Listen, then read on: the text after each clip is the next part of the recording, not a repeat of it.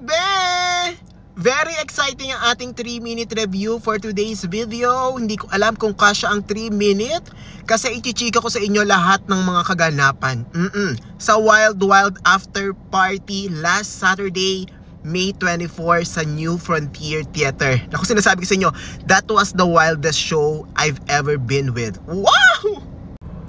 Pero bago ako chumika sa inyo, gusto ko munang magpasalamat sa Steve O'Neill Productions for a very successful event. So sana i-follow nyo po sila sa kanilang socials and to check out yung iba pang mga events na i-organize po ng Steve O'Neill. So thank you so much, Steve O'Neill. Sarangheo! Ayan na nga mga be, dumako na tayo sa Wild Wild After Party sa mga kaganapan. Itong Wild Wild, sa Korea siya talaga. Mga opat talaga sila. And kung check nyo sa Klook, meron talagang shows sila.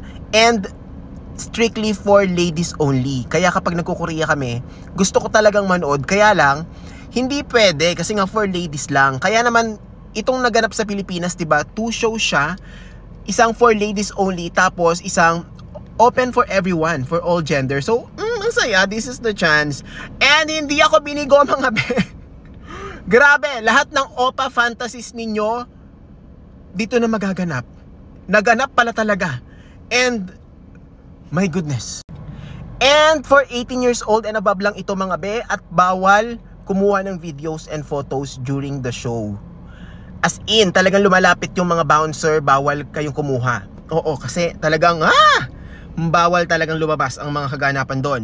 Kaya ichichika ko na nga lang sa inyo. So bali nagsimula siya sa mga upang ito na naka-brief lang siya na ayun, nag-flex siya doon. Ganun yung simula.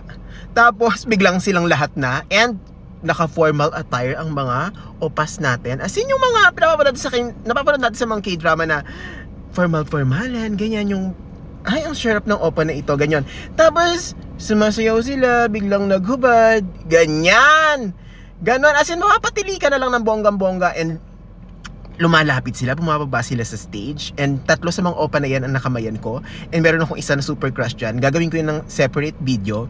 Pero ayun, tas tumawag sila ng mga audience 3 beses. 3 mga kababaihang Pilipina ang nagtayo po ng ating bandera at tinayo ang bandera ng mga opa.